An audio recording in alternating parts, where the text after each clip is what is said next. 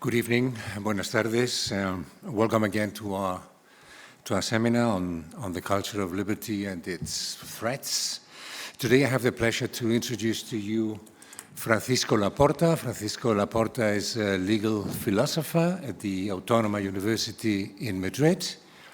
And, well, he was my teacher while I was studying law there, and he probably was one of the ones, he was the one from whom I probably learned most when I was a student, and it's no joke. It's absolutely true. And I know all of my class members, you know, with great pleasure and I think and recognition. Okay. Well, his field has a lot to do with today's subject. As you know, it's on the law as a condition of liberty and democracy. He has been for a long time, I think at least eight years, has been the director of a very prestigious institution in Spain, the Center for Constitutional and Political Studies. He was also the director of the Institute for Human Rights at the Complutense University. And well, among his books are some of them already classic, like the one on Adolfo Posada and on Salvador Giner de los Ríos, precisely, the one who, who inspired the Institución Libre de Enseñanza. He also has, I think his most important book lately is El Imperio de la Ley, Law's Empire, and he has presented together with some other colleagues a quite important book on the historical basis of legal interpretation. Francisco, the floor is yours. Thank you very much, Fernando. Yo voy a hablar en español, en castellano, porque no tengo ese talento para las lenguas que tiene Fernando. Gracias, Fernando. Gracias sobre todo por invitarme a participar en este seminario. Gracias a la Institución Libre de Enseñanza. Yo a la Institución Libre de Enseñanza no le tengo que dar las gracias porque es como mi casa, ¿no? Llevo en ella más de, ¿cuántos años, Pepe? 30 años por lo menos, ¿no? Bueno, lo que voy a hacer va a ser presentar de una manera un tanto esquemática y ciñéndome mucho al texto que tengo para facilitarles la labor a los traductores, de manera muy esquemática, digo, una tesis general que, digamos, necesitaría muchos matices, pero espero que después, en el coloquio, todos esos matices puedan salir. La tesis general es que la ley, las leyes, el orden jurídico, constituye una condición necesaria para la existencia de la libertad humana y el desarrollo del proceso democrático. No hay libertad sin ley y no hay democracia sin ley. Y lo voy a hacer reflexionando sucesivamente sobre tres tópicos o ideas acuñadas por el pensamiento político que son muy importantes y están ya muy cristalizadas en el pensamiento político. El estado de naturaleza, el gobierno de leyes frente al gobierno de hombres, lo que se ha condensado en la fórmula inglesa un tanto intraducible de rule of law. Y por último, este es un tópico más nuevo, lo que hoy en día se conoce como esfera de lo democráticamente indecidible o también coto vedado al procedimiento democrático de toma de decisiones. Estos tres tópicos, enlazados lógicamente, proporcionan, creo, una argumentación teórica muy poderosa en favor de la afirmación de que la existencia de las leyes y la actitud generalizada de aceptación y cumplimiento por parte de sus destinatarios no pueden ignorarse a la hora de pensar la libertad del ser humano y la construcción de una politeia democrática.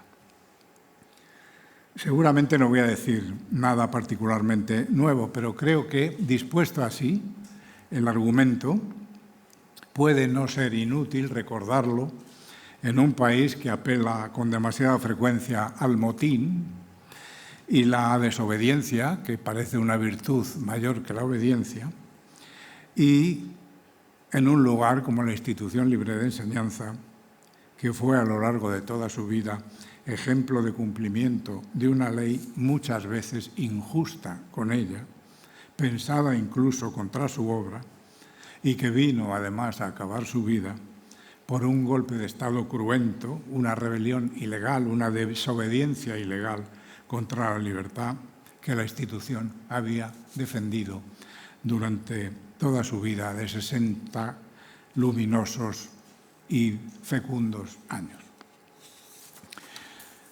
Empecemos por lo primero, por el primer tópico. La libertad humana no es un producto natural. La naturaleza se comporta con una minuciosa regularidad de causas y efectos. A veces es tan compleja que no hemos llegado todavía a entenderla bien y la creemos caótica, pero siempre asumimos que funciona de esa manera. La libertad humana, por el contrario, es una invención, un artificio, un artefacto que parece ideado precisamente para interceptar esa regularidad natural. Hay quien piensa que es un invento destinado precisamente a superar las pasiones naturales, un mecanismo inventado para eludir la esclavitud del orden natural. En todo caso, no nos viene dada con la naturaleza. Hay que luchar por construirla. Que los hombres nacen libres e iguales en derechos, como decían las grandes declaraciones del siglo XVIII, no es una verdad evidente. Es más bien una evidente equivocación. Nacen demasiado dependientes, demasiado inermes, demasiado desiguales, condenados al parecer a estar encadenados a factores naturales. Y su desarrollo inevitable en el seno de grupos sociales no hace sino prolongar esa dependencia. Lo que presumiblemente querían decir aquellas proclamaciones tan solemnes es que los seres humanos, aunque no lo eran, deberían serlo. Es decir, deberían gozar de libertad y ser tratados como iguales. Aunque no fueran libres por nacimiento o naturaleza, deberían llegar a serlo. La libertad aparece entonces como un desideratum que solo puede alcanzarse mediante un mecanismo artificial, un mecanismo social inventado precisamente para romper esas dependencias naturales y sociales. Porque en esa condición natural y dependiente estamos en lo que se denominó clásicamente estado de naturaleza. Y ya sabemos desde hace siglos cuáles son sus rasgos más notorios. Fernando es un especialista en el autor que los puso de manifiesto. Lo enunció Thomas Hobbes en 1651. En ese estado, los seres humanos viven sin otra seguridad que la que meramente les proporciona su propia fuerza e inventiva. Y están, por ello, en una condición tal, escribe Hobbes, que en ella, este es un párrafo que a mí me parece asombroso, de una intuición asombrosa, en ella, en esa condición, no hay lugar para la industria, porque el fruto de ella es incierto, y en consecuencia no hay cultivo de la tierra, ni navegación, ni uso de los productos que puedan ser importados por mar, ni edificios adecuados, ni instrumentos para mover y remover aquellas cosas que exijan mucha fuerza. No hay, dice Hobbes, conocimiento de la faz de la tierra, ni cálculo del tiempo, ni artes, ni letras, ni sociedad.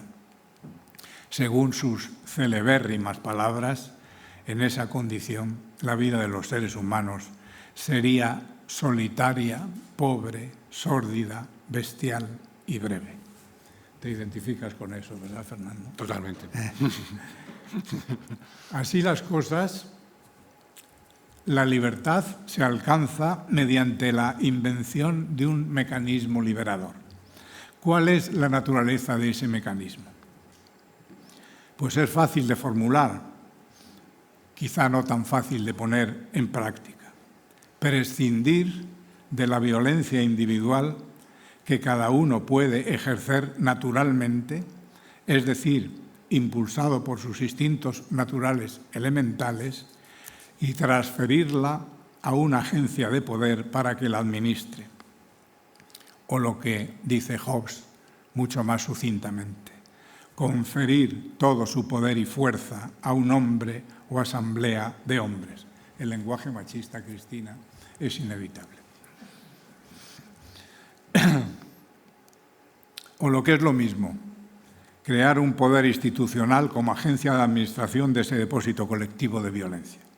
Visto desde una óptica institucional, esa agencia institucional es el Estado, el Leviatán. Visto desde una óptica más normativa, que es la que yo adoptaré aquí, es la ley, el orden jurídico.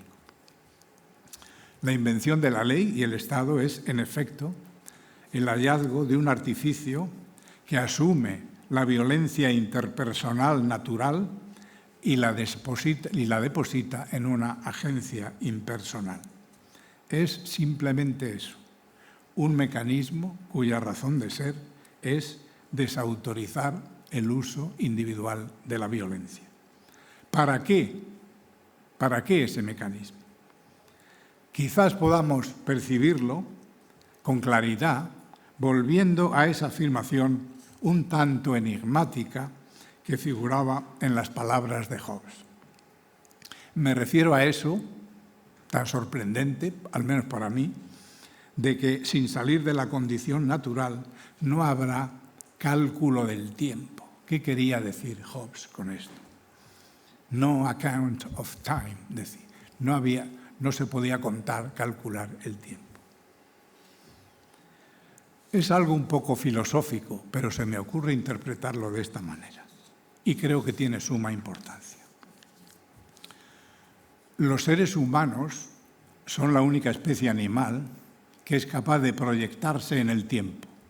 Es decir, es capaz de escapar de la prisión de la experiencia inmediata y liberarse hacia el futuro.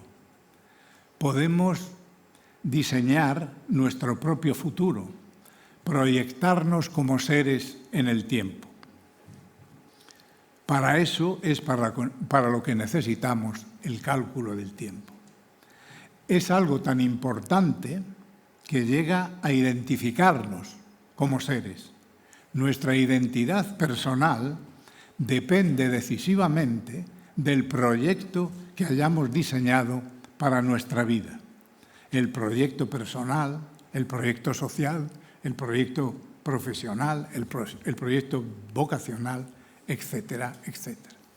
De eso depende nuestra identidad personal en una amplísima medida. Para respaldar esta idea podemos recurrir aquí a una fuente también muy consagrada, actual. Escribe John Rawls, mencionando a otros autores. Una persona, dice, puede ser contemplada como una vida humana vivida de acuerdo con un plan. Un individuo, añade, dice quién es al describir sus propósitos y sus causas, lo que trata de hacer en su vida. Y es obvio que en el estado de naturaleza, en un contexto de uso indiscriminado y arbitrario de la violencia privada de cada uno, es imposible hacer eso, hacer un plan, hacer un proyecto. La violencia activa en la vida cotidiana imposibilita la idea misma de un proyecto personal.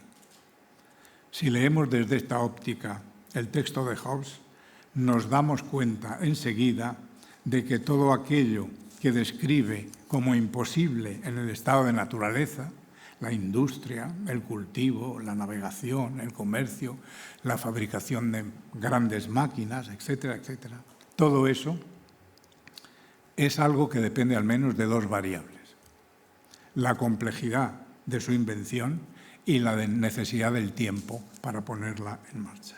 Todas son, en efecto, actividades complejas que tienen que desarrollarse en el seno del tiempo, que exigen el cálculo del tiempo. Por eso no son posibles sino en un contexto de paz estable. Un proyecto que se vea asaltado imprevisiblemente por episodios de violencia es un programa imposible, que solo puede producir una identidad personal truncada, nunca una identidad personal eficaz y conseguida. De forma que la ley, el Estado, al succionar la violencia privada de la vida cotidiana, abre un espacio de libertad para el desarrollo de los proyectos humanos, tanto de los proyectos individuales como de los proyectos colectivos. Es importante que pensemos la libertad en el seno del tiempo, más que pensarla como una situación concreta, un momento determinado y ocasional sin obstáculos.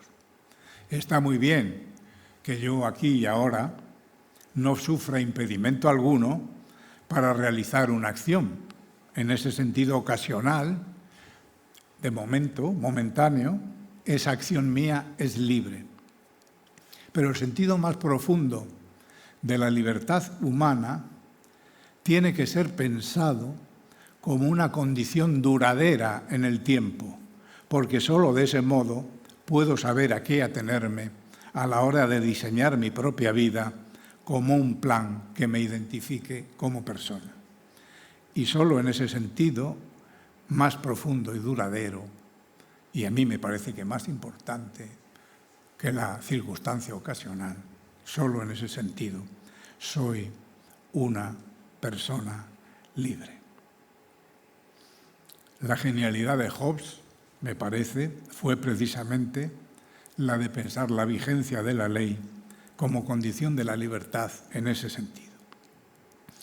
Si hablamos de libertad en sentido profundo, vino a decirnos, allí donde no hay ley, no puede haber libertad.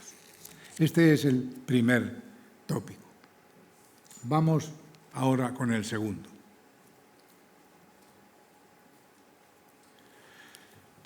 El que cristaliza en la idea del rule of law, es decir, del gobierno de la ley. La objeción más inmediata que puede hacerse, y desde siempre se ha hecho, al anterior argumento, al argumento de Hobbes, es que por salir del estado de naturaleza corremos el riesgo de acabar en un estado de tiranía. Y para evitarlo, la propuesta del pensamiento político es, sencillamente, que también el Leviatán se someta a la ley. En eso consiste la vieja idea del gobierno de leyes frente al gobierno de hombres. La fórmula como tal aparece en la Oceana de Harrington cuando habla de que el gobierno de su ciudad utópica será the empire of laws and not of men. Pero la idea misma, el tópico, se puede remontar hasta Platón, que en las leyes pone esta reflexión en boca de un ateniense que parece ser su alter ego, el alter ego del propio escritor que está escribiendo el diálogo. Cito: a los que ahora se dice gobernantes, los llamé servidores de las leyes, no por introducir nombres nuevos, sino porque creo que ello, más que ninguna otra cosa, determina la salvación o perdición de la ciudad. Pues en aquella donde la ley tenga condición de súbdita, sin fuerza, veo yo la destrucción venir sobre ella.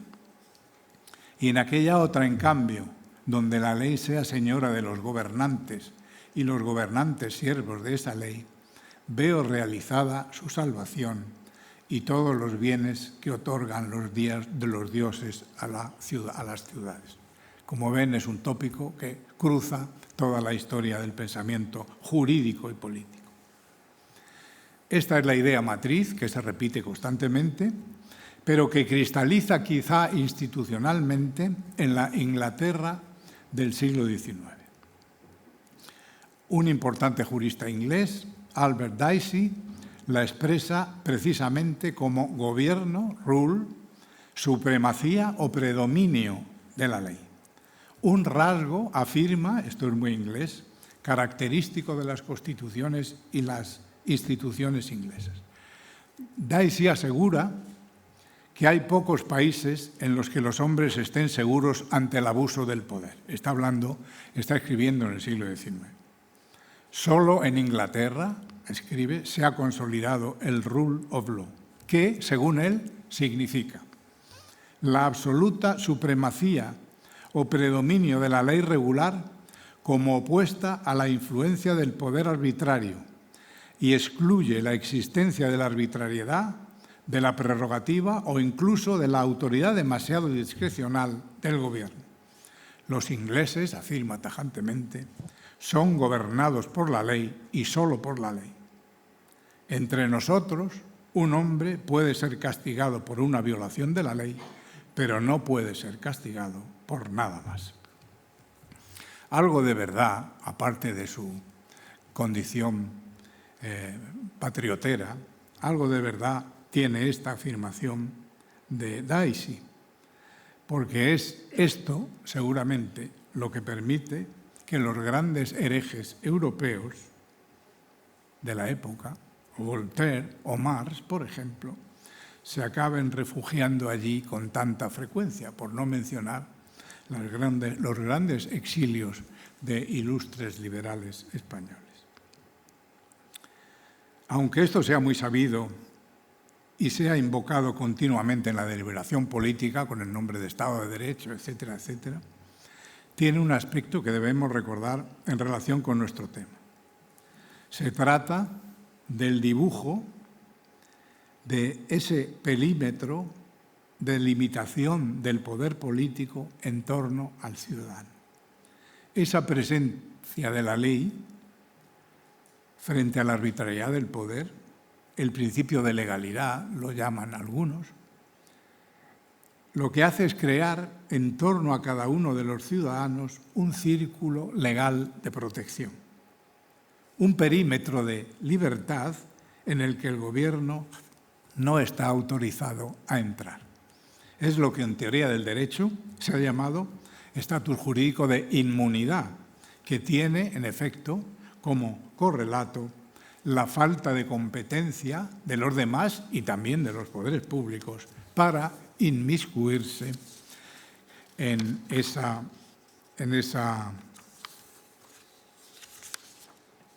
espacio, en ese ámbito. Ningún poder puede actuar ignorando el principio de legalidad. En el caso de algunos derechos constitucionales, ahora lo veremos, hasta el mismo Parlamento se ve privado del poder de interferir en ese ámbito de inmunidad. Lo que me interesa subrayar aquí, en relación también con el primer tópico, es que la ley va un paso más allá de la mera prohibición de la violencia que nos presentaba Hobbes como condición necesaria de la libertad en el tiempo. Va un paso más allá y dibuja un círculo de libertad para el ciudadano hasta respecto del propio gobierno.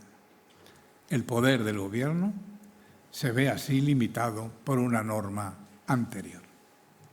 Y vamos con la última de los tres tópicos o de las tres teorías políticas que quería aquí traerles a colación, que es la que constituye seguramente la más nueva y menos frecuentada de las tres que quiero presentar.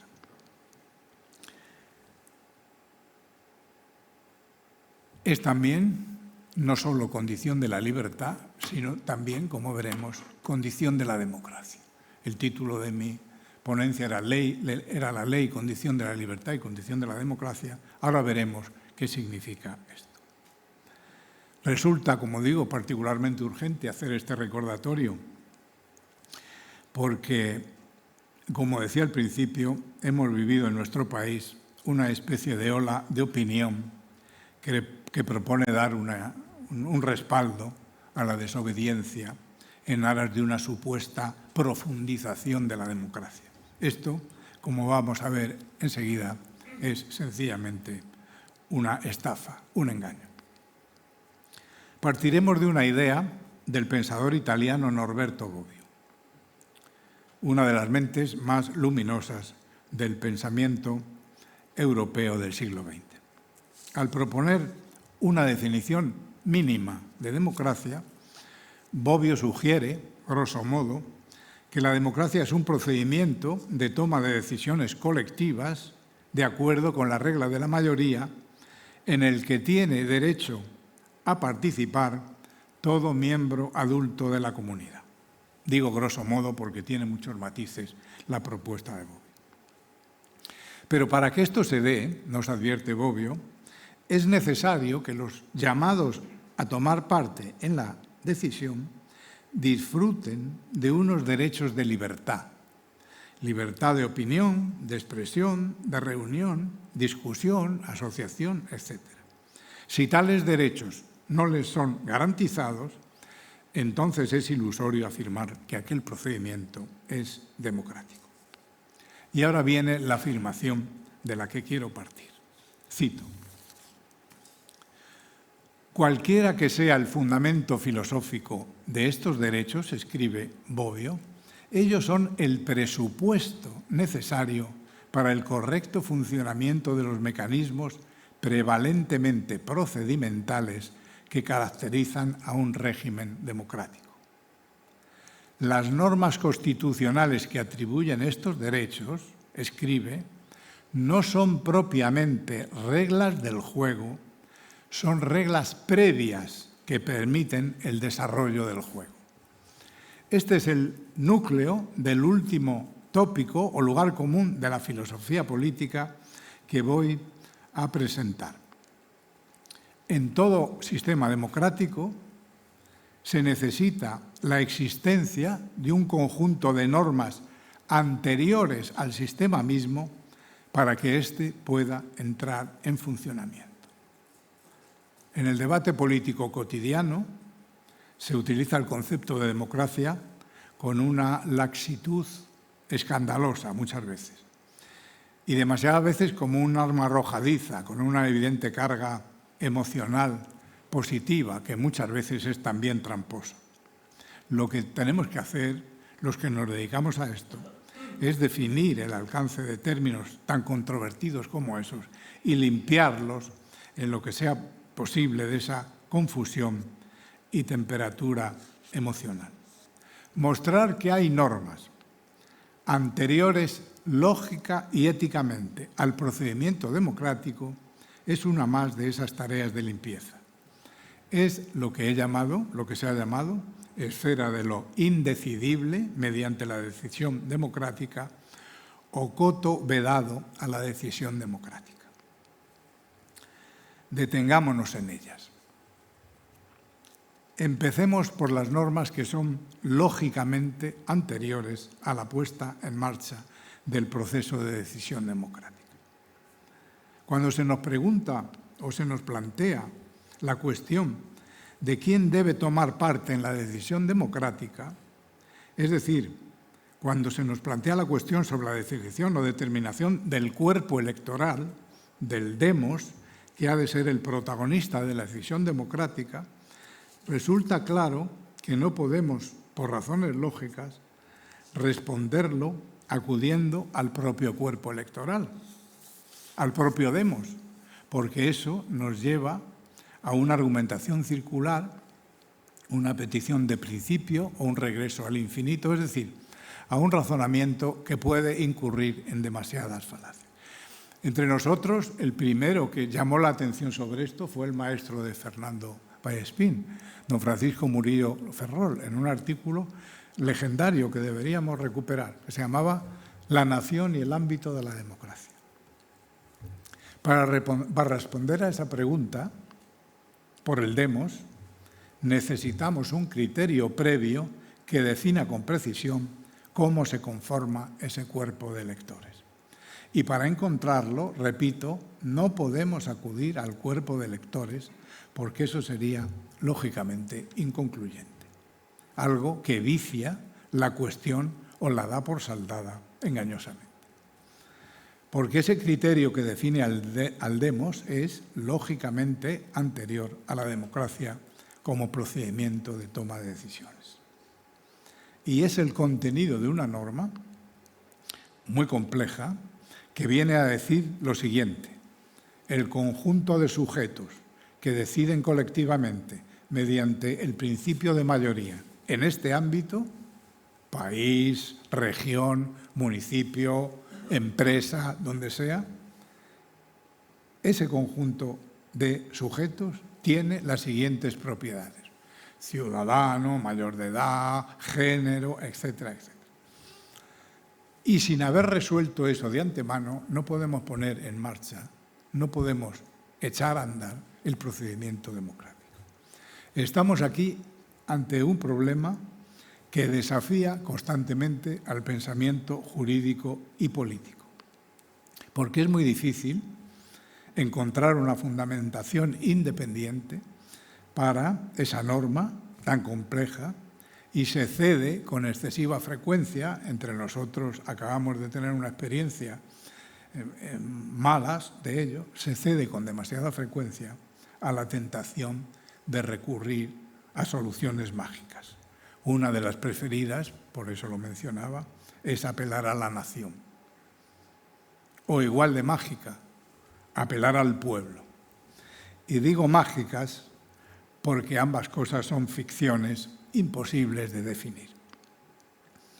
No hay ninguna enumeración de propiedades que sean conjuntamente necesarias y suficientes para que cualquiera de esos dos términos, nación o pueblo, adquiera un significado razonablemente fiable.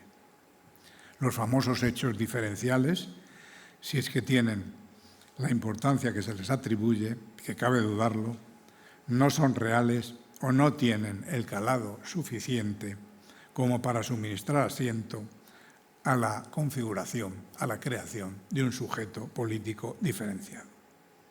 Porque la existencia de los llamados caracteres nacionales, que no otra cosa son tantas veces los pretendidos hechos diferenciales, es simplemente un mito, como bien sabía, por cierto, un ilustre patrono de esta fundación, don Julio Caro Baroja.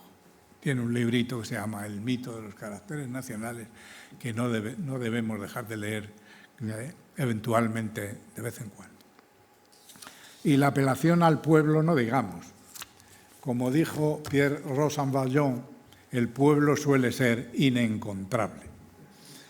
Así pues, solo una norma lógicamente anterior puede cumplir esa función. Y ha de ser una norma jurídica de alcance constitucional, constitutivo, es decir, que constituya, que cree la comunidad a la que trata de definir como actor político de las acciones y decisiones colectivas de acuerdo con la regla de la mayoría. Fundamentar esa norma es uno de los desafíos permanentes del pensamiento político. Después están los caracteres mismos del sujeto electoral y del valor de su voto. Me refiero a los rasgos que han de tener los electores individuales y la calidad que ha de tener su voto. Aquí tenemos también una evidencia clara de la prioridad lógica de la ley sobre el proceso democrático. La norma anterior ha de fundarse aquí, esto es una propuesta que hago yo, de carácter ético, la norma anterior, esa norma anterior, la que define a los sujetos que han de tomar parte en el procedimiento, ha de fundarse en la esencial igualdad de los seres humanos como agentes morales. Porque hay discriminaciones que pugnan directamente con el principio de que en un proceso democrático el voto de todos y cada uno ha de tener un peso igual. Eso de que, por ejemplo, el voto de la mujer valga solo la mitad, como parece que sucede en algunas monarquías islámicas, configura un demos amputado y determina automáticamente que no se puedan considerar esos regímenes como democráticos. En un régimen político democrático ha de convocarse a los ciudadanos en pie de igualdad. Y ese es un principio anterior al proceso democrático mismo. Por eso a algunos nos pareció siempre sarcástico que en algunos cantones suizos, que se creían muy democráticos porque sometían a referéndum a algunas cuestiones, se convocara una consulta para que los hombres decidieran si las mujeres tenían derecho de sufragio activo, es decir, si eran ciudadanas. Pero claro, si las mujeres no son ciudadanas con derecho a voto, seguramente no estamos hablando de democracia, sino de otra cosa. Diga lo que diga, el conjunto de los hombres, sea por mayoría, sea por unanimidad.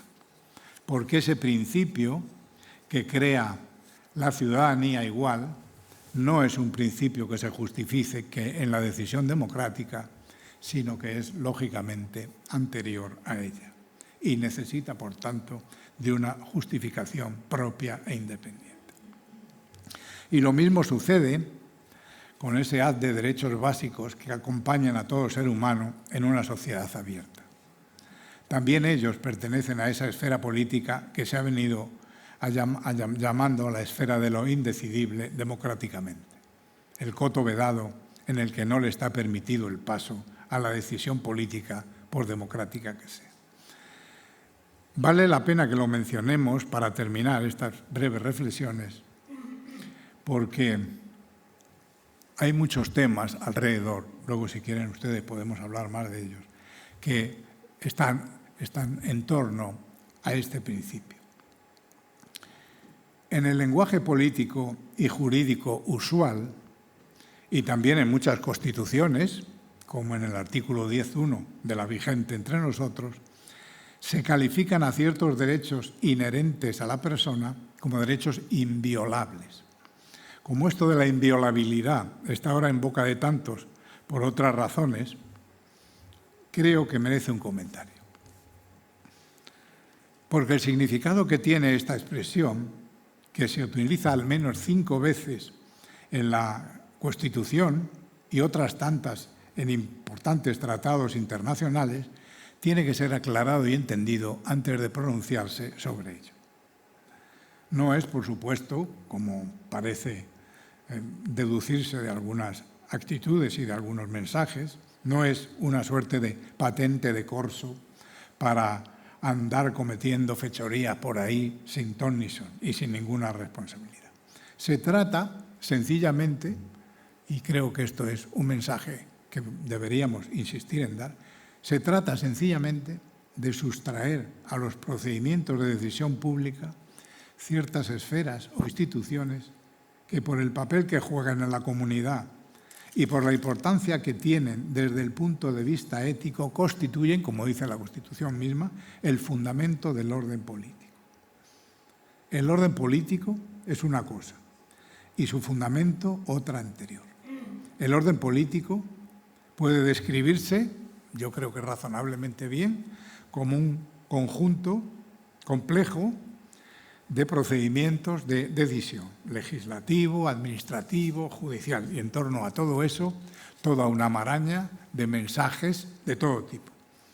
Pero todo eso tiene su fundamento en unas normas de derecho superior o anterior a esos procedimientos. Esas son las normas que se sustraen a todo procedimiento de decisión pública, por democrático que sea. Y en ello consiste la tan traída y llevada inviolabilidad.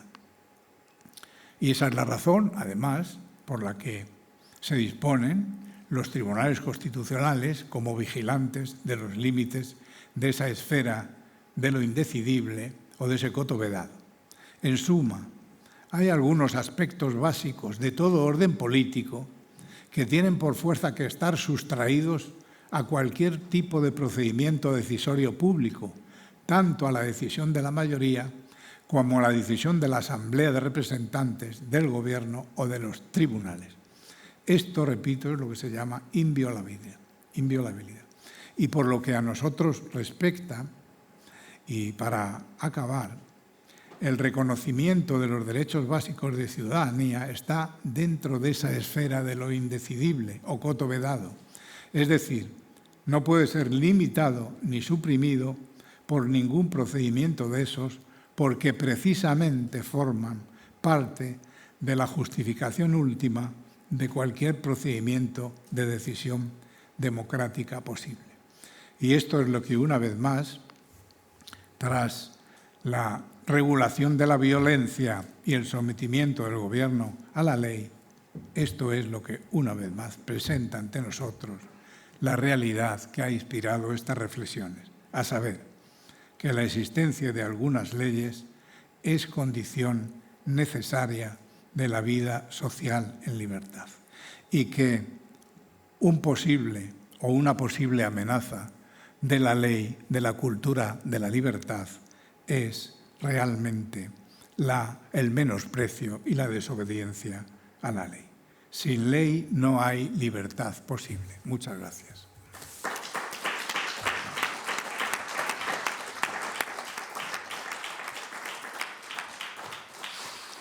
Muy bien, muchísimas gracias por tu magnífica conferencia, Paco. Vamos a ir recogiendo preguntas. Javi, ¿tenemos preguntas ahí del público de fuera? Luego yo quería decir también un par de cositas, pero lo dejamos para más adelante. Empezamos entonces. Sí. Bueno, muchísimas gracias, Fernando y Francisco, por este sugerente diálogo. Bueno, mientras van llegando las preguntas del público, que ya tenemos alguna, a mí me gustaría plantear una. Y es que resulta muy interesante cómo al principio de la ponencia usted vincula libertad y dependencia, ¿no? Planteando que la libertad es el producto de un diseño institucional que precisamente trata de liberarnos de las dependencias y las servidumbres a las que conduce el estado de naturaleza, ¿no? Este concepto de libertad, que para mí entronca en cierto modo con la tradición republicana, se enfrenta, sin embargo, hoy a otro concepto de libertad que es fácil escuchar, pues, por ejemplo, en las protestas contra las restricciones sanitarias o en el renacer que estamos viendo del libertarianismo, ¿no? Ese otro concepto de libertad se opone más bien a cualquier tipo de injerencia por parte del Gobierno en la vida de los individuos, ya sea desde cualquier prohibición a incluso los impuestos, ¿no? Entonces, bueno, mi pregunta es ¿cómo valoraría usted esta concepción de libertad que le estoy planteando en relación a lo que ha expuesto? Bueno, a mí me parece que ese tipo de actitud es muy primitiva, porque si se limita, si se concreta en que se niega cualquier tipo de injerencia por parte del Estado en la vida de los ciudadanos, supongo yo que por coherencia también se opondrá a la injerencia del Estado en la vida de los ciudadanos cuando esa vida depende, por ejemplo, de que no le asalten a uno por la calle, de que no le mantengan su propiedad, de que no le atropellen ilegalmente. Yo creo que el libertarianismo lo que hace es más bien un Estado mínimo que la negación del Estado y encierra el concepto de libertad, a mí me parece que en un espacio muy reducido. Yo creo que hay bastante diferencia, yo diría incluso de categoría, entre las teorías libertarias que conocemos, Nozick, etcétera, etcétera, y el hecho de salir a la calle diciendo que no me quiero vacunar porque tengo una teoría absurda y supersticiosa sobre las vacunas, que son caldos y cosas así. Yo creo que no debemos mezclar las dos cosas. Se puede debatir y razonar con una persona que mantiene una teoría libertaria. Yo no la mantengo, desde luego, pero yo creo que no vale la pena perder un minuto con un sujeto que dice que las vacunas son un caldo que nos pueden afectar. Yo creo que no vale la pena eso. Eso simplemente es un pretexto. No es una teoría ni un argumento, es un pretexto. Pablo, sí. Aquí.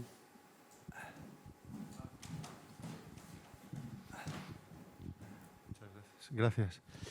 Bueno, muchas gracias al profesor Laporta por su magnífica conferencia. Mi pregunta es si le parece al profesor Laporta que la consecuencia lógica de mantener una esfera de indecibilidad o un coto vedado, que él ha definido con mucho rigor como aquellas cuestiones que no pueden estar sometidas a ningún procedimiento democrático, incluye también la imposibilidad de someterlas a un procedimiento tal como la reforma constitucional.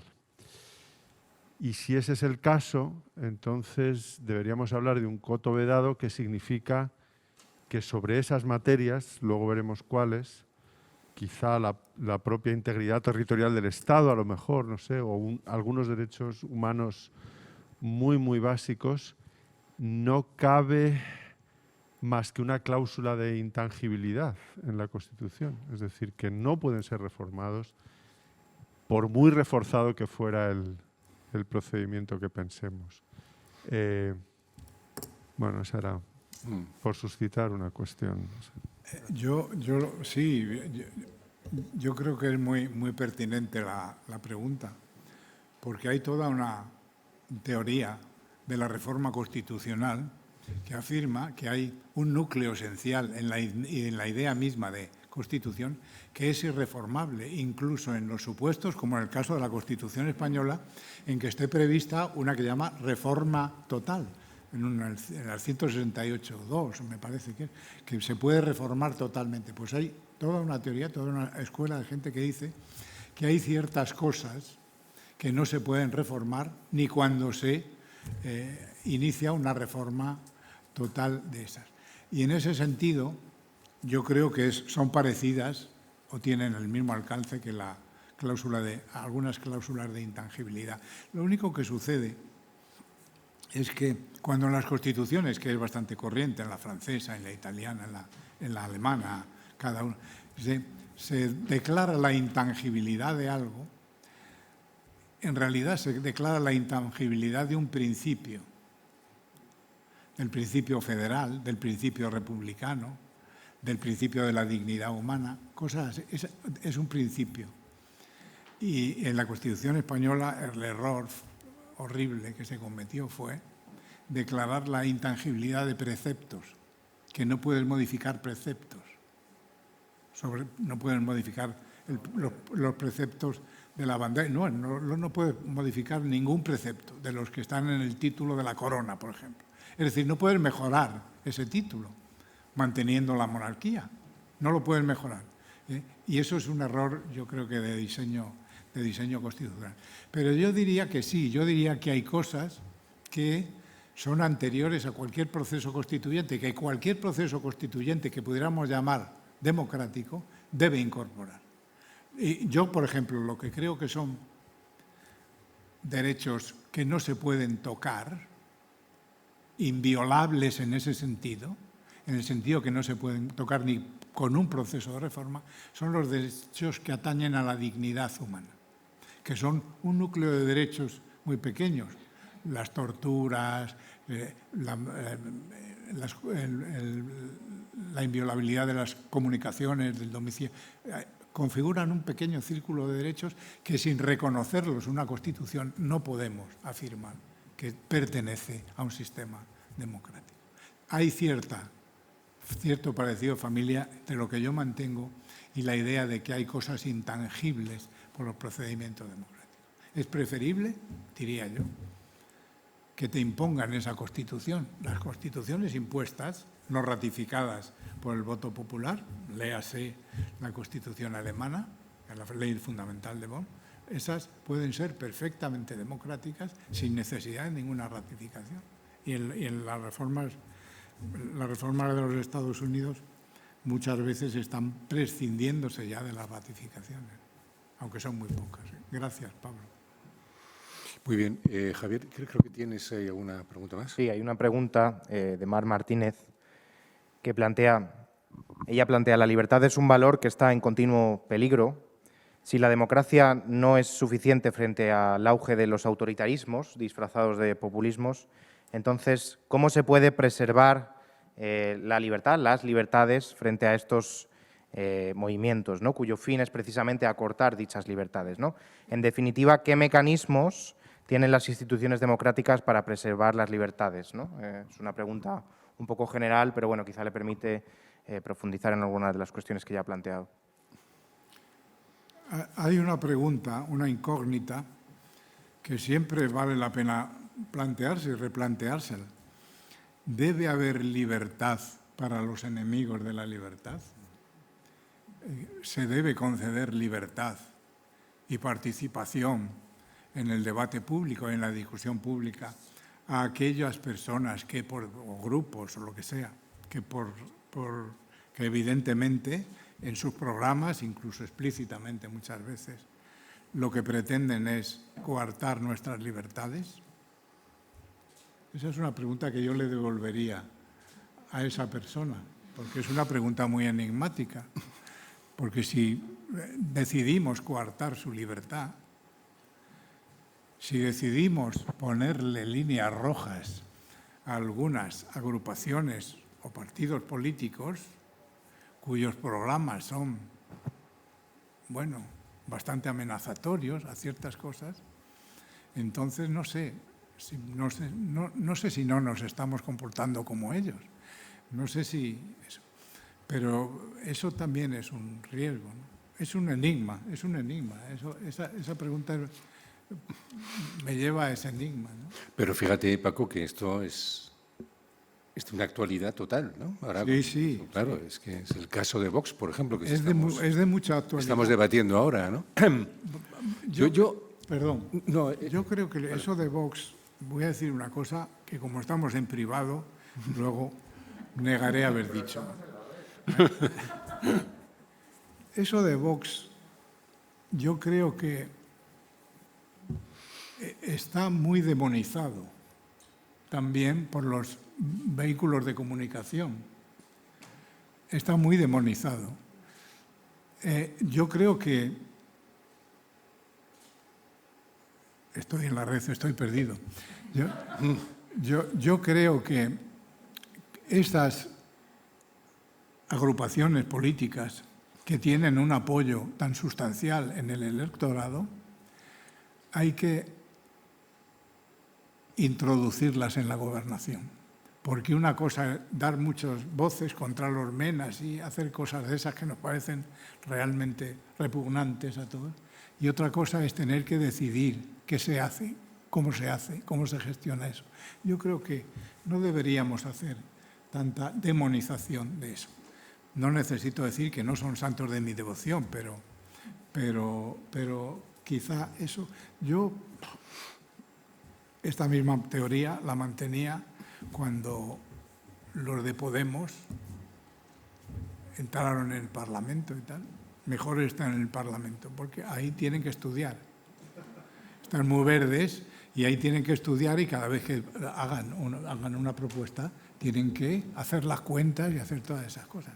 Y de hecho no han hecho nada gravemente escandaloso, nada más que a efectos de opinión pública y de sacar la lengua a paseo y ese tipo de cosas, pero de verdad no han hecho nada particularmente escandaloso. Y me parece, sinceramente, que la gente de Vox, que por otra parte es gente que pertenece al tronco del Partido Popular, no haría una cosa excesivamente distinta a la del Partido Popular, que no me gusta absolutamente nada. Sí, yo quería ir por ahí, ¿no? Porque, claro, este curso se llama La cultura de la libertad y sus amenazas, ¿no? Y yo creo que la principal amenaza reside precisamente en la vulneración del principio de libertad en nombre del principio de mayoría, ¿eh? Sobre todo la tercera dimensión. Sí. La tercera dimensión tuya, ¿no? Porque en definitiva lo que los populismos vienen a afirmar es que la mayoría no debe tener límites a su decisión, a su acción. Efectivamente. ¿Sí? Y entonces, claro, ahí se subvierte, ¿no? Digamos, el sentido último de aquello para lo que sirve la ley, es decir, para afianzar un sistema que permita una sucesión de mayorías, ¿no? Porque, claro, una vez que una mayoría asume el poder, que es lo que estamos viendo siempre en los populismos, sobre todo latinoamericanos, pues de lo que se trata es, bueno, la Constitución dice esto, me da igual, yo someto a referéndum que yo puedo ampliar mi mandato, a ver qué va a hacer AMLO, por ejemplo, cuando le toque tener que abandonar la presidencia de México, ¿no? Que es posible que caiga en esa tentación, como cayó Chávez, como cayeron todos tutti quanti, ¿no? Entonces ahí es donde yo creo que tenemos el problema. Por eso, digamos, su objetivo fundamental siempre es la división de poderes y en particular, la autonomía del Poder Judicial, que yo creo que ese sí que es un tema del que yo creo que es digamos que es el punto sobre el que pivota todo este sistema del gobierno de la ley. Y luego, para poder ganar ese referéndum, por supuesto, el control de los medios de comunicación, ¿no?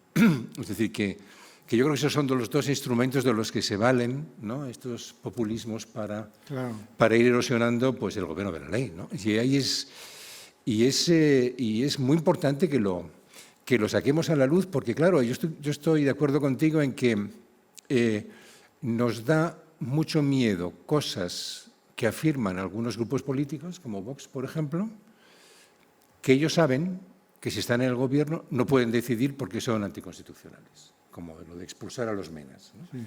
Y los menas tienen derechos, ¿no?, como cualquier otro ser humano, ¿no? Entonces, ¿por qué lo dicen?, ¿no? O sea, quiere decir que es... Pero ahí lo que yo creo que es que hay un embate, ¿no?, de provocación, ¿no? Claro, yo creo que lo dicen por ponerse en la red de comunicación colectiva. Claro, pero que hay algo más quizá también detrás, ¿no? No, que piensan que, bueno, que quizá, digamos, cabe una interpretación de ese principio que salvaguarda su interpretación. Porque, claro, hoy a lo que nos enfrentamos es a que, digamos, aquello que está en disputa en los sistemas democráticos es cómo debemos interpretar los principios fundamentales sobre los que se asientan.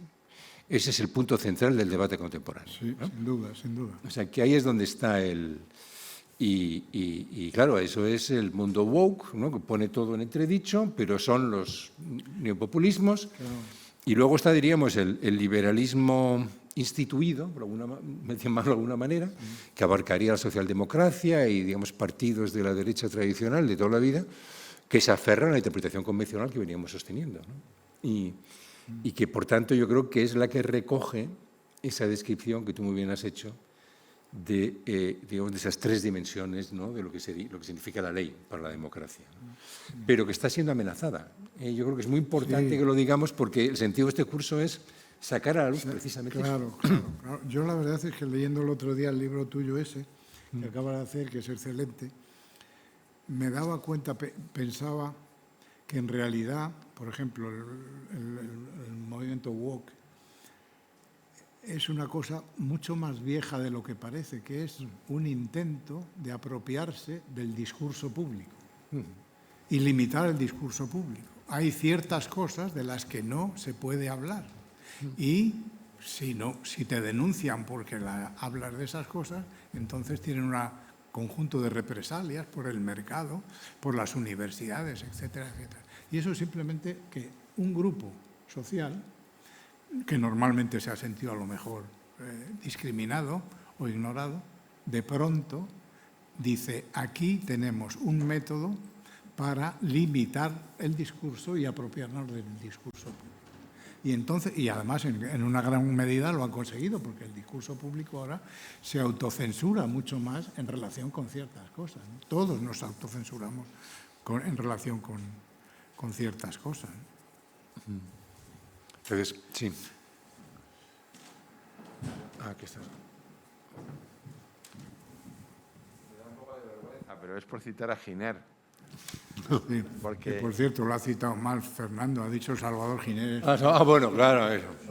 Pensando en el otro patrono. En el otro patrono. Salvador Giner. No, pero que Giner tiene cosas que conoce profesor Laporta muy bien, tiene textos preciosos en contra de lo que él llama la tiranía de las mayorías.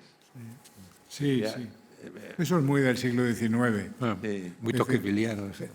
Giner tenía una idea que desafortunadamente, como casi todas las suyas, tenía razón, y es que hasta que no se educara al pueblo, someter las cosas a la decisión de la mayoría era, entonces por una razón, porque el 70% de la población era analfabeta, el 70%, 7 de cada 10 personas eran analfabetas. Y entonces Giner le tenía mucho miedo. No, pero aparte en ese sentido, ya hablando de, digamos, en el mundo pequeño del Madrid de la gloriosa, cuando en el 69, en una guerra cultural diferente a las que estamos hablando ahora, pero que no deja de ser una guerra cultural, se empiezan a prohibir las confesiones, la educación de las confesiones religiosas, etcétera.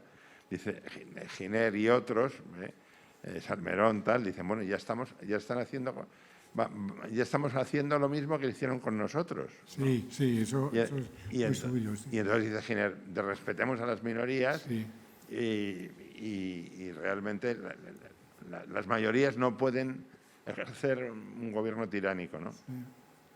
Yo creo que esto es una larga tradición. Yo tengo mucha debilidad por esa gente, como tú sabes y tal, pero no eran poco democráticos. Por ejemplo, Azcárate, 40 años antes de que se concediera, abogaba ya por el sufragio femenino, por el sufragio de la mujer en las Cortes, lo cual le transformaba en un marciano, en su mundo. Todo el mundo pensaba que se había vuelto loco, pero abogó por el sufragio femenino.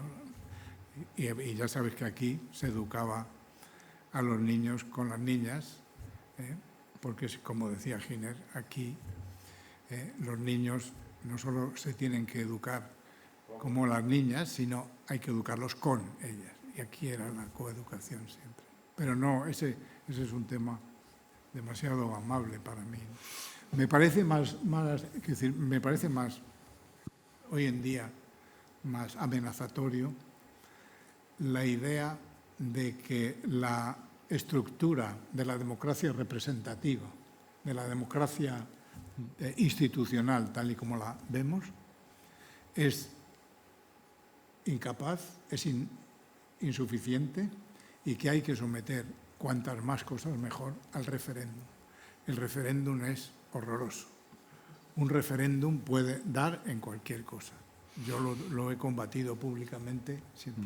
No, sobre todo además porque lo estamos viendo, siempre todo referéndum acaba dividiendo una sociedad en dos partes y se ganan por poquísimos votos. Sí, sin duda. Eso está estudiado, fíjate, sí. Hasta por la sociología. Es decir, si tú llevas a un conjunto de chicos a la sierra, a un campamento, y allí, arbitrariamente, dices, tú perteneces a los azules y tú a los verdes. Haces dos equipos para hacer cualquier cosa. Los sociólogos han demostrado que acaban siendo enemigos de los verdes, también en actividades que no tienen nada que ver con eso, y acaban siendo muy amigos de los azules. Yo soy azul y tú verde. Por una bobada como esa, ponerte en un grupo o en otro para hacer actividades de campo. Ese estudio es impresionante. Imagínate si planteas la independencia del país o alguna cosa de esas. Ese estudio es impresionante, sí. No, pero hay un punto que yo creo que es muy nuevo, ¿no? Ahora en el debate, y es... porque, claro, desde una perspectiva liberal yo creo que sería muy fácil el imaginar que, bueno, que da igual las ideas que sostenga cada cual, porque en definitiva existen mecanismos a través de los cuales podemos disciplinar una discusión que acaba colocando a cada cual en su lugar. Es decir, como tenemos mejores razones que estos radicales, idealmente, y tenemos mejores argumentos, argumentos más fuertes, idealmente quedarían en ridículo, ¿no? Pero claro, luego a la hora de la verdad, precisamente por la forma en la que se ha estructurado el nuevo espacio público, es que no llegan nunca. Es decir, es imposible entrar en un diálogo racional, excepto en un seminario o aquí donde estamos nosotros, ¿no? Es decir, en el espacio público cotidiano, ¿no? Y luego uno lo ve además en las redes, ¿no? O sea, es decir, que todo está enfocado al enfrentamiento, no a la argumentación, ¿no? Entonces ahí es donde realmente, pues bueno, la discusión siempre es binaria. Entonces, claro, y claro, eso también tiene mucho que ver con digamos, cómo la política ha devenido en absolutamente identitaria. Es decir, que tú conviertes tus convicciones en una forma de identidad. Por tanto, son innegociables. Claro, claro. Y entonces, ¿para qué te sirve una deliberación si no estás dispuesto a ceder en aquello que tú crees que constituye tu identidad? O sea, me explico. Cuando deliberamos sobre religión, digamos, partiendo de la base de que yo soy ateo y delibero con católicos, yo sé que esa deliberación no tiene ningún sentido porque no nos vamos a convencer ninguno. Es decir, ¿por qué? Pues por una razón bien sencilla, porque una persona creyente no puede romper con su propia identidad. Bueno, pues ahora mismo la mayoría de los conflictos se están estructurando en esos términos. Es decir, que tú te adscribes a un grupo nosotros y, digamos, pones toda tu identidad en manos de ese grupo. Con lo cual no hay posibilidad de ceder. Y entonces, claro, ¿qué hacemos? Pues que es que nos blindamos a abrirnos, a dejar que el argumento nos acabe convenciendo, ¿no? Es decir, que rompe con todo el presupuesto de lo que sería la democracia deliberativa. Y yo creo que es decir, que tenemos un problema estructural en la forma en la que está organizado el sistema de la comunicación pública ahora mismo, ¿no? Claro, sí. Y eso es terrorífico. En eso yo creo que tú has tenido la sensibilidad de recuperar el concepto de tolerancia, porque efectivamente en la historia de la tolerancia se da eso que tú dices. En realidad, los enemigos de la tolerancia son enemigos de la tolerancia porque tienen un conjunto de convicciones tan sumamente firmes que no quieren en absoluto que participen los demás. Incluso tienen convicciones para el destino que deben tener los demás. Y por tanto no pueden ser tolerantes. Claro, es que además tienen razón. Si te paras a pensarlo, tienen razón, porque cuando llegas a acuerdos es a través de negociaciones, pero con un conjunto de convicciones religiosas profundas, ¿qué es lo que negocias? ¿Negocias que la Trinidad solo tenga 2 miembros? Es que es una cosa que la gente que tiene... Eso sería una herejía, entonces eso Claro, habría que combatirlo. Efectivamente, eso es innegociable y por tanto es muy difícil llegar al espacio de la tolerancia, que en una gran medida, y en eso tiene razón, y también tiene razón en que es muy difícil ahora, en una gran medida es un problema de diálogo y de argumentación, pero también es un problema de negociación de intereses. Es decir, la tolerancia de algún modo impone negociar intereses. Aceptas que tú vas a ceder en convicciones, claro, si las convicciones, como tú las describes también, están tan blindadas como las de los antiguos fanáticos, no hay ninguna negociación posible, ¿no?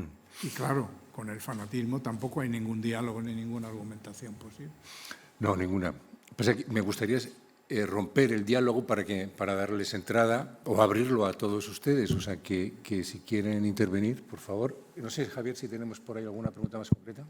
Sí, entre el público online hay varias preguntas que plantean, o sea, que tratan de volver a la pregunta sobre la reforma constitucional, pero desde un sentido más político, ¿no? Trato de reformular un poco, o sea, hacia el final de la ponencia, cuando se refiere a la esfera de lo indecible... Indecidible. Sí. Indecidible, ¿no? De lo indecidible, perdón, sí.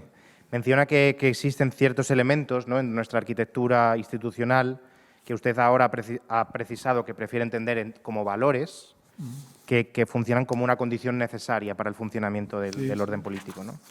Pero podría ser posible imaginar que en nuestras sociedades se produzcan cambios lo suficientemente sustanciales como para tener que revisar o como para poder revisar dichos valores, ¿no? Pensemos, por ejemplo, en introducir el valor de la sostenibilidad como base de cualquier orden social y político que asegura, digamos, la supervivencia de la especie, o en lo que ocurriría, por ejemplo, si la inteligencia artificial se desarrolla hasta tal punto que nos lleva, bueno, un poco ciencia ficción, a plantearnos una ampliación del demos, ¿no? La pregunta es que si no es el propio demos el que está, digamos, autorizado, legitimado para revisar esos valores, ¿quién estaría legitimado? ¿Quién sería, digamos, quien podría, pues, plantear esa discusión sobre los valores, ¿no? Bueno, ahí hay 2 cosas distintas. La reforma constitucional y todas las cosas, yo creo que hemos hablado de ella. Me parece que lo he dicho. Eso uno de los momentos más difíciles, las cuestiones más difíciles del pensamiento político, de la filosofía política y jurídica. Dar una justificación a normas y valores que estén por encima de la legitimación democrática. Eso me parece que es el problema que nos tenemos que plantear. Y no podemos evitarlo. Hay algún tipo de, por ejemplo, la dignidad de la persona humana, por ejemplo, el principio de que no se puede torturar a la gente. Yo creo que es algo que, aunque en un referéndum y por absoluta mayoría se ganara, no sería válido, porque es un conjunto de valores que está por encima de la decisión mayoritaria. ¿Eso quiere decir que yo sepa la respuesta? No. Pero la pregunta que debemos hacernos es esa. ¿Cómo podemos fundamentar valoraciones, normas, enunciados éticos? ¿Cómo podemos fundamentarlos, esos enunciados éticos que son lógicamente y éticamente anteriores a los procesos de decisión democrática? Aquí había una pregunta. Sí. Buenas tardes. Antes se ha estado comentando el riesgo que podría suponer los planteamientos de partidos del estilo de Vox. Pero ¿no sería quizá tan solo un aspecto más?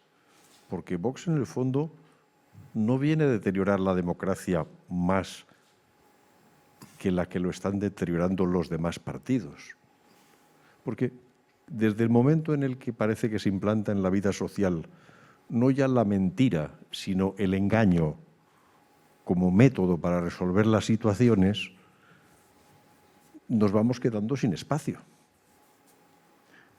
Y en ese sentido, Vox no es más grave que otro. Cuidado, no forma parte de mi diario.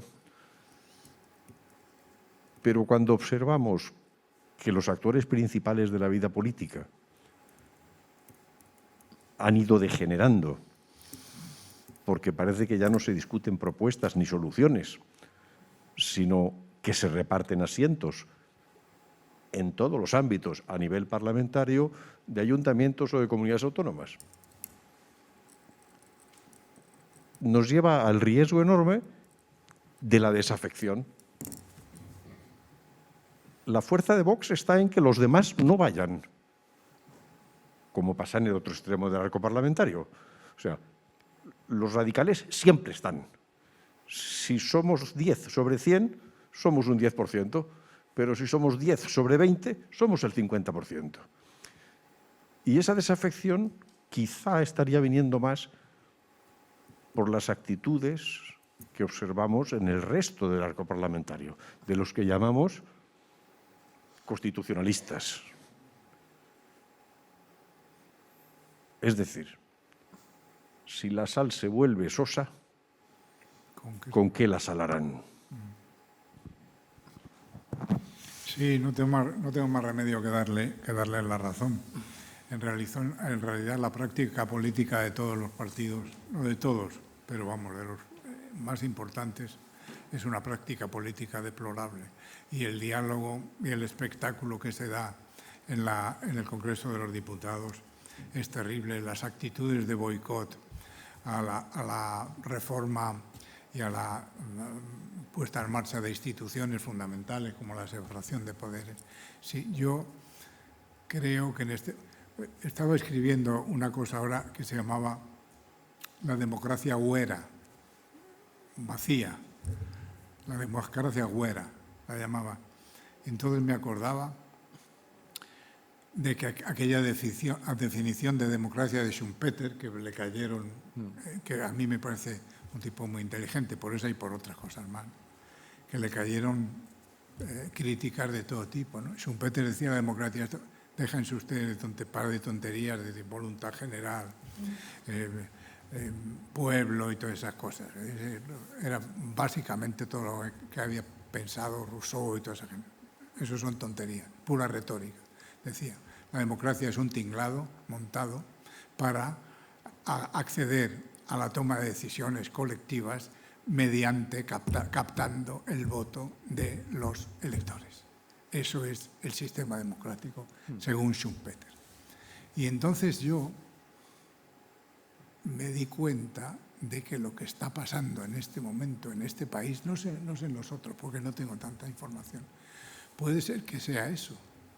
Puede ser que en realidad lo importante no sea qué es lo que se hace, qué políticas se adoptan, cómo se gestionan los fondos de la comunidad, ni nada de esas cosas. Cambio climático y todas esas cosas. Lo importante es establecer una especie de periodo electoral perpetuo en el que todos son mítines, mini mítines, grandes mítines e insultos al adversario. ¿Para qué? Para que cuando llegue el momento institucional de tomar la palabra el electorado, ya le tengamos preparado por haber insultado. Porque si ustedes se paran a pensarlo, en realidad casi ningún partido político dice lo que va a hacer, sino lo que no debe hacer el otro. Y lo que hacen es algo así como llamar la atención amenazante sobre qué es lo que va a pasar si el otro gobierna. Eso es lo que hacen siempre, no hacen otra cosa. Y claro, los del gobierno que lo están haciendo mal, siempre. No hay ningún diálogo ni nada, es una especie de febril intento de tomar el poder, tomar la capacidad de decisión, captando la mente, captando el voto de los electores, a cualquier precio, diciendo cualquier cosa. Y eso me parece que configura un panorama muy pesimista. No sé si tan pesimista como el que nos enseñaba el otro día Fernando, pero muy pesimista. Yo la verdad es que no le puedo dar ningún consuelo a su pregunta ni a su preocupación, porque creo que la comparto bastante. Me gustaría que si hubiera aquí alguno que tuviera alguna posición optimista y nos privara de eso, nos lo dijeran. Hombre, yo tengo quizá un punto más optimista, a pesar de lo que dije aquí el otro día. Y es, vamos a ver, ¿no? El populismo tiene dos caras, ¿no? Es decir,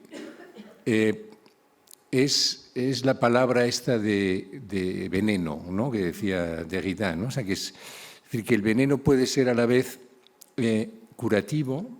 En pequeñas dosis. En pequeñas dosis, o te puede matar, ¿no? Entonces yo creo que el populismo sí ha servido para sacar a la luz que tenemos un problema con el funcionamiento del sistema democrático. Es decir, cuando uno se pregunta y dice, ¿cómo es posible que Vox tenga el 20% de expectativa de voto, que es lo que ha salido esta mañana en varios periódicos que puede llegar a tener? No, la pregunta que usted tiene que hacerse es, ¿cómo es posible que un 20% haya dejado de confiar en los así llamados partidos institucionales? Entonces, claro, o sea, que hay que hacer la lectura por los dos lados, ¿no? O sea, ¿por qué enloquece la gente? No es que la gente enloquezca, sino que realmente ahí hay un voto expresivo, ¿no? Que quiere dar a entender algo, y por tanto nuestra labor tiene que ser ver cómo interpretar eso, ¿no? Cómo interpretar ese factor, ¿no? Ese elemento del fármacon, que ese es el término que significa a la vez medicina y veneno. Y veneno, sí. Entonces, claro, el populismo es un fármaco. Y entonces ahí pues, puede servir también para que nos curemos y efectivamente somos capaces de ponerle coto y los partidos institucionales reaccionan. Pero claro, lo que estamos viendo, y a mí eso es lo que me preocupa, es cómo los partidos institucionales hacen populismo a costa del populismo. Es decir, el problema son estos partidos, etcétera, etcétera, en vez de digamos, hacer autocrítica. Es decir, ¿qué hemos hecho mal para que estos partidos estén floreciendo? Que esa es la pregunta que tenían que hacerse, ¿no? Pues nadie se hace esa pregunta, ¿no? O sea, simplemente se convierten en... Sí, lo que a mí me parece extraordinariamente deplorable es que hayamos pasado consecutivamente por dos crisis tan profundas, la crisis económica de los primeros años del siglo y la crisis del coronavirus, y ni siquiera se les haya ocurrido nunca hacer una gran coalición a los dos partidos fundamentales. Es decir, la idea esa de que incluso en época de crisis la política debía ser eliminar al adversario para acceder al poder, en lugar de resolver el problema de la crisis económica, de la crisis, ¿no?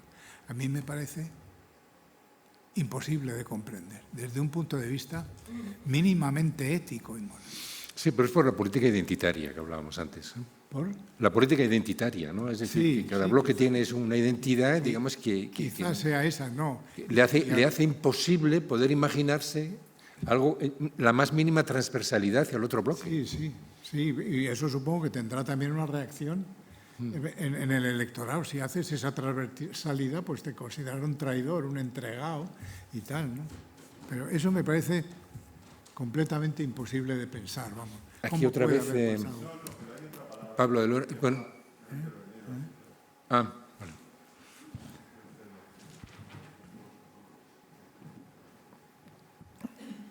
Sí, bueno, yo iba...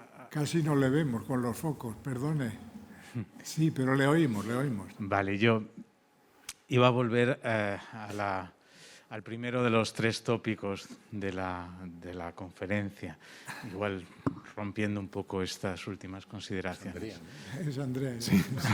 Es Andrea. Sí. Andrea, perdona, ya te he reconocido. Vale. Bueno, al exponer la premisa jovesiana de su argumento, el profesor Laporta nos hablaba de la capacidad del Estado de absorber la violencia de forma muy gráfica.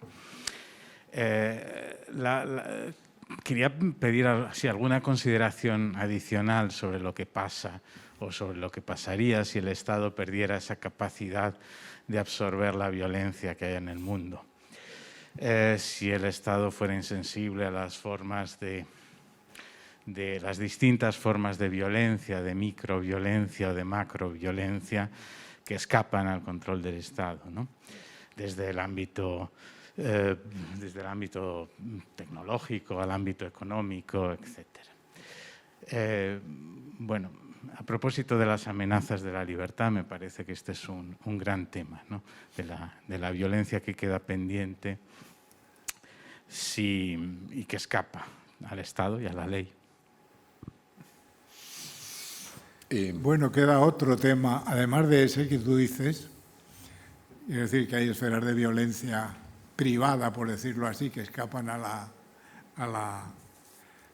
vista del Estado. Queda otro que es más grave todavía y que estamos a punto de ver realizarse, que la ausencia de una violencia común y colectiva en las relaciones internacionales puede dar lugar a una guerra indescriptible, vamos.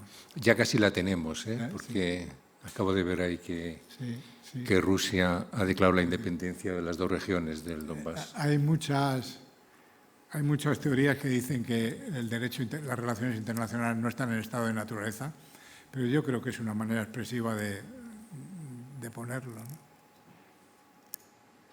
Así que, Andrea, te doy la razón también en eso. Pablo, ya la última.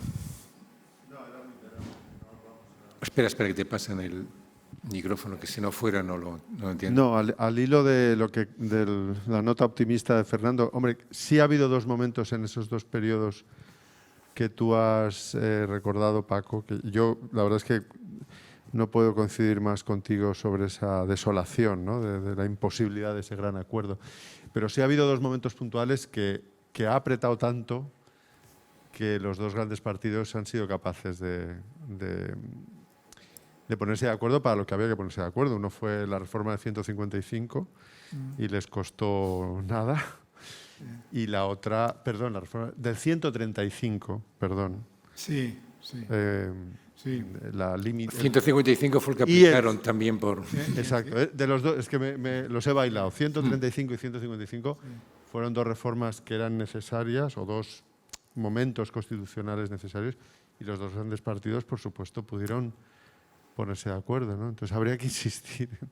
Prolonguen, como decías tú antes, ¿no? Es esto de la prolongación de los escenarios de libertad, pues prolonguen ustedes de alguna forma ese acuerdo que en esos dos momentos fue tan necesario y fue posible, ¿no? Yo me acuerdo, todo esto, claro, deploro tener que nombrar a la gente por todo esto, todas estas dificultades se producen simplemente después del mandato de José María Aznar. Antes, yo me acuerdo que incluso don Manuel Fraga decía, literalmente, yo de terrorismo hablo con el gobierno y hago lo que el gobierno me diga. Si tengo alguna diferencia con él, lo llamo por teléfono y la hablamos en privado. Eso me parece una cosa, en problemas como eso, elemental, pero eso desapareció con el señor Aznar. Lo siento mucho porque es muy amigo de Pepe y tal, pero es así, sí. Sí. Venga, la última ya, de verdad. Un segundito, que viene el micrófono. Has comentado sobre la dificultad de negociar cuando se habla de identidades. La dificultad no significa imposibilidad, porque si miramos algunos aspectos de la transición, en un momento dado el Partido Comunista acepta la monarquía y la bandera, que son elementos constitutivos de su identidad, y es capaz de entrar en esa negociación y salir de un modo que, a mi entender, fue positivo para todos. O sea que no es que porque sean de la identidad sean innegociables. No, yo creo que es que, como aquí a lo que vamos es al sillón, me agarro a lo que me vaya bien. No, yo diría que a su identidad renunciaron cuando renunciaron a la dictadura del proletariado y aceptaron la democracia pluralista. Claro. Y entonces esto es como una consecuencia derivada de esa otra renuncia que fue anterior. Pero bueno, esa es mi opinión. Sí, yo creo que el Partido Comunista de Carrillo en ese momento, después del eurocomunismo y todas aquellas cosas, tenía una visión muy clara de cuál era su función, que es simplemente que los españoles pudieran convivir otra vez. Y ni la bandera ni la monarquía impedían eso, en absoluto, para ellos, ¿no? Si hubiera sido un impedimento para ellos, lo habrían hecho. Yo creo que sí. Hubo unas enormes defecciones en el Partido Comunista, por cierto. Sí. Declararon a Carrillo traidor, etcétera, etcétera, ¿no? Pero no era el Partido Comunista oficial, vamos. Yo era un buen amigo de Jordi Soletura y la verdad es que tenía una actitud absolutamente decidida para evitar cualquier tipo de conflicto y propiciar la convivencia entre los españoles, sin ninguna duda. Quizá pensando que como habían tenido tanto éxito como oposición al franquismo, porque sin duda fueron la oposición más relevante al franquismo, quizá pensando en que iban a tener el mismo éxito en un proceso electoral. Y eso fue seguramente su error. Muy bien, 1.000.000 de gracias a ustedes por su presencia, a los que están online por la suya, o que sean virtual, y sobre todo a Paco, que ha sido una excelente conferencia. Y creo que hemos entrado además muy bien en el tema de este seminario, en temas absolutamente fundamentales. Muchísimas gracias y buenas noches.